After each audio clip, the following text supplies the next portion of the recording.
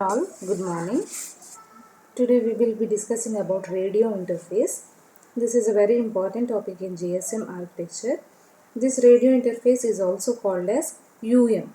Among all the interfaces in GSM architecture, UM plays a major role.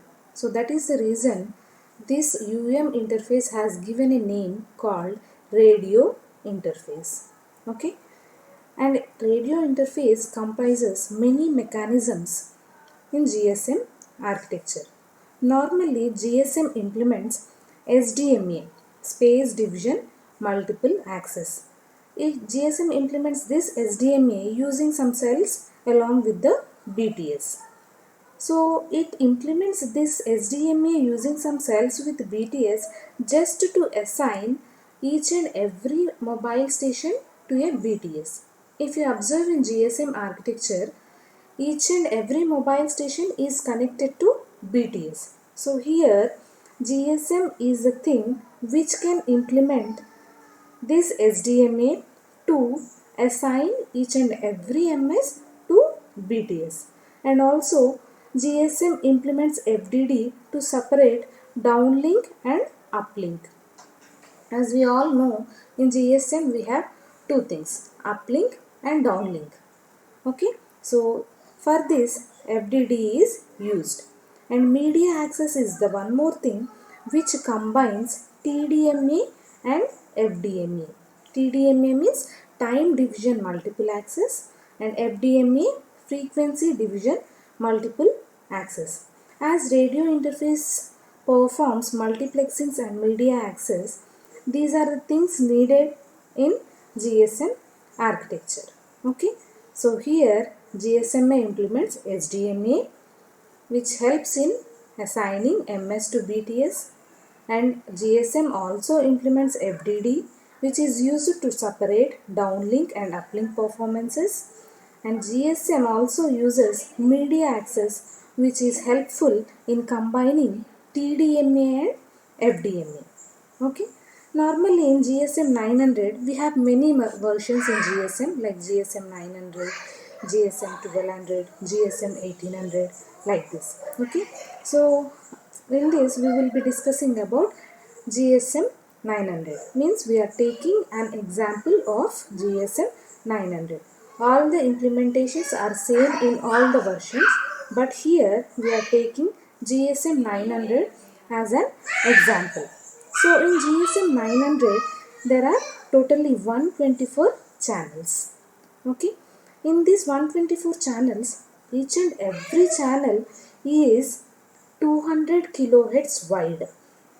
Okay, 200 kilohertz wide, which is used for FDMA, frequency division multiple access. Means GSM, these channels is separated or uh, maintained or implemented using some frequency and time. It is calculated using some frequency and time.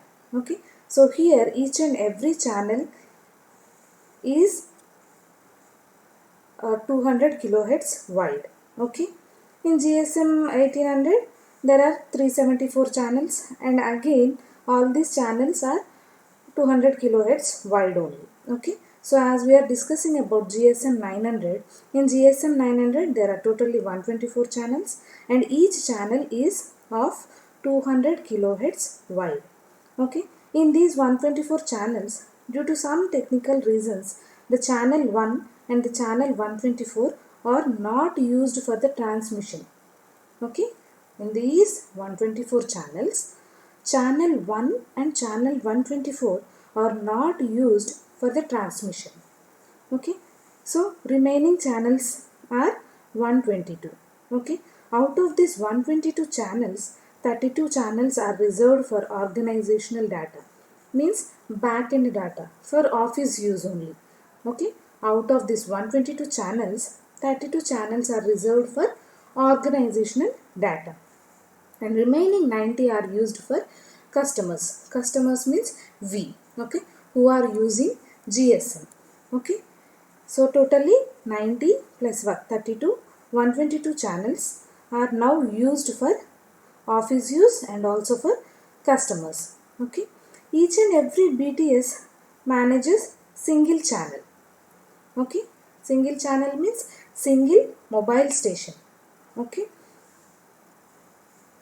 and here if you observe in the diagram, see in the diagram there, we are taking an example of GSM 900. Okay, so here the uplink performance of GSM 900 is 890 to 915 megahertz, and the downlink performance of GSM 900 is 935 to 960 megahertz, and each and every channel is of 200 kilohertz wide. Please concentrate on the diagram. Okay, and each and every channel is divided into GSM TDMA frame. Okay, and the left part it is FDMA, that is frequency, and the in the middle if you see the boxes, that each one box is there, that box is one channel. Like that total 124 channels will be there. Okay, and that each channel is again divided into GSM TDMA frame.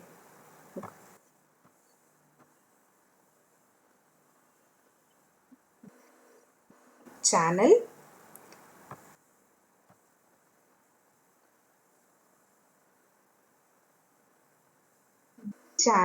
is divided into GSM TDMA frame. Okay, and these frames will be repeated continuously as we are going with the time TDMA, as we are going with the frequency.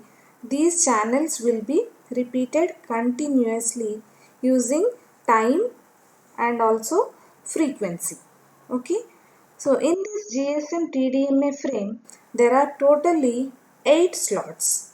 Okay, the duration of this time slot is 4.615 milliseconds. On the right part of the diagram, if you see, each and every GSM TDMA frame duration is 4.615.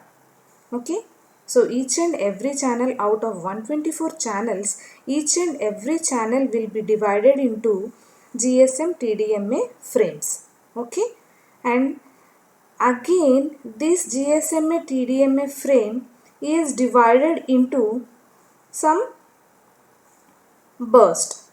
Okay, if you look into the diagram at the point of 3 number, that is one frame. 1 is one frame, 2 is one frame, 3 is one frame, 4 is one frame. Okay, like that 8 frames are there. GSMA TDMA frame.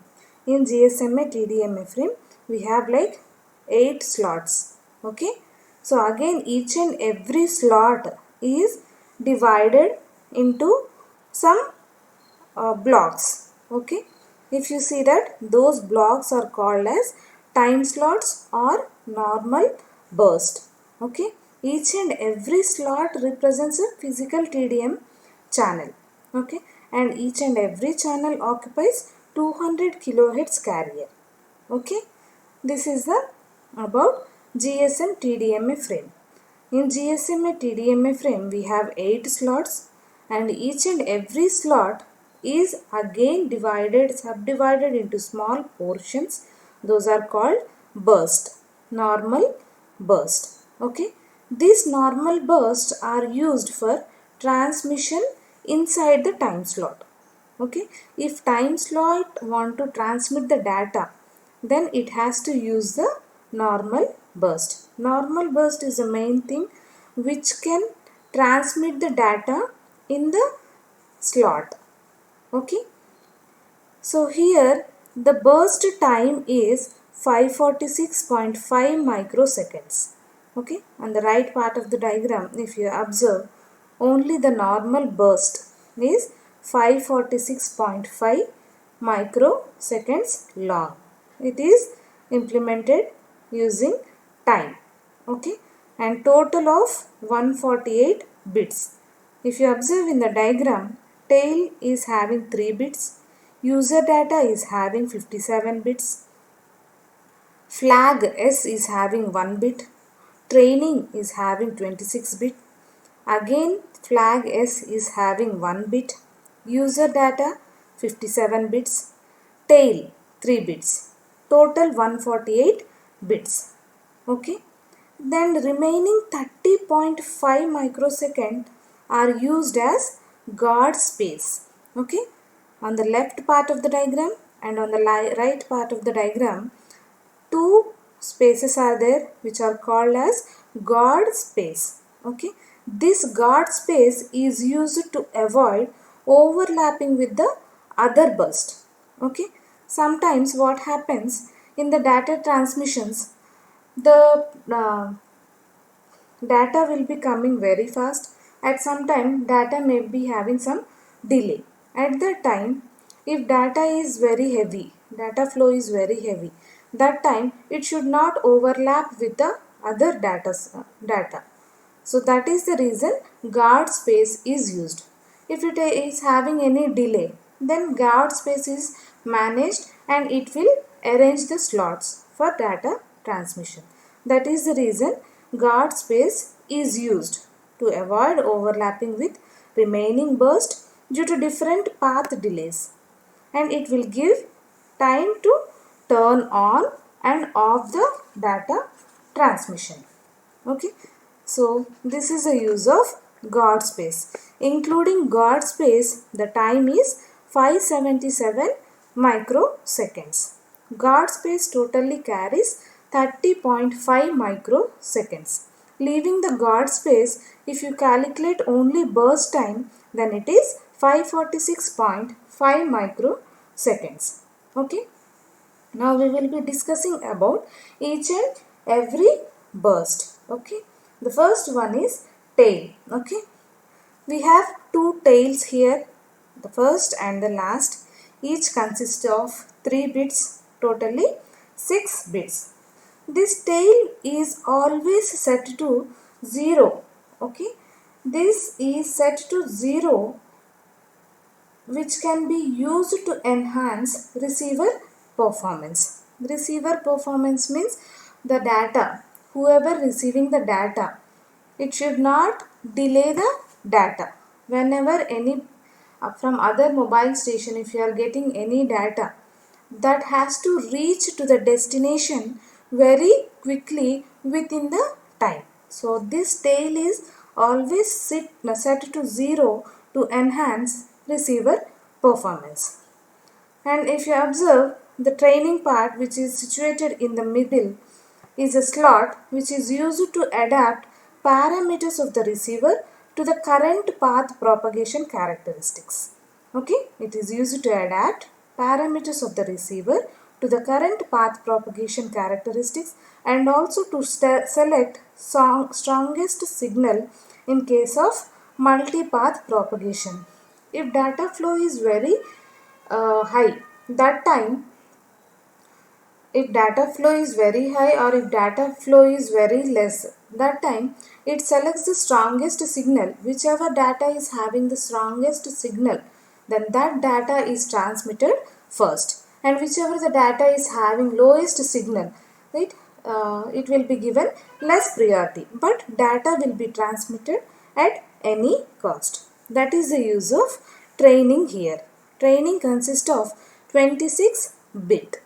Okay, and the next one is flag. Flag S, we have two flags here. One totally consists of 2 bits, and this flag S indicates whether the data field contains user data or network control data. You can, if you see, we have two user data here which consists of 57 bits. Okay, this user data sometimes consists of user data and sometimes it consists of network related data. So flag is a thing which can reveal whether user data consists of user data or network control data. Okay, this is the use of flag. Okay, these are the bits. Okay, this is about the diagram of radio interface. These all things are performed by UM. UM means radio interface. So these all mechanisms are performed by the major part of the GSM architecture, radio interface. Okay. In GSM 900 we have totally 124 channels. Each channel is divided into GSM TDMA frame which consists of 8 slots. Again, these 8 slots are divided into some normal burst. Okay. This burst consists of tail, user data, flag S, training. Okay. The time duration of this normal burst is 546.5 microseconds. Remaining 30.5 microseconds is given to guard space to avoid overlapping with the remaining burst. If you consider guard space in the normal burst, then the time duration is 577 microseconds. And each GSM TDMA frame is of 4.615 milliseconds duration. Okay, this is about radio interface.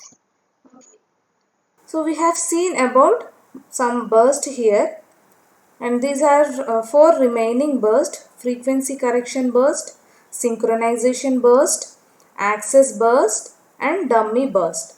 Okay. Frequency correction burst allows each and every mobile station to connect the local oscillator to avoid interference with the neighboring channels. It is also acts as a guard space which allows MS to connect to the local oscillator to avoid interference with the neighboring channels. That is the use of frequency correction burst. Okay, and the next one is synchronization burst. Okay, this is used to synchronize MS with the BTS within the time. Okay, whenever you get any data, that time the synchronization between MS and BTS has to be on time only, because they are connected to each other, and data transmission between MS and BTS should be done on time. Okay, so that data transmission or that interference or that synchronization can be performed by using synchronization burst. And the next one is access burst. This access burst is used for initial connection setup between MS and BTS. So whenever MS receives any data or MS want to send any data, that time a connection setup has to be done between BTS and MS. After setting up the connection only data transmission is possible. So that is the reason for this connection setup between MS to BTS, access burst is used. Okay, and the last one is dummy burst. Okay, sometimes data transmission is not there. No MS is sending data, no mobile station is receiving data. That time what happened? Data slot will be empty.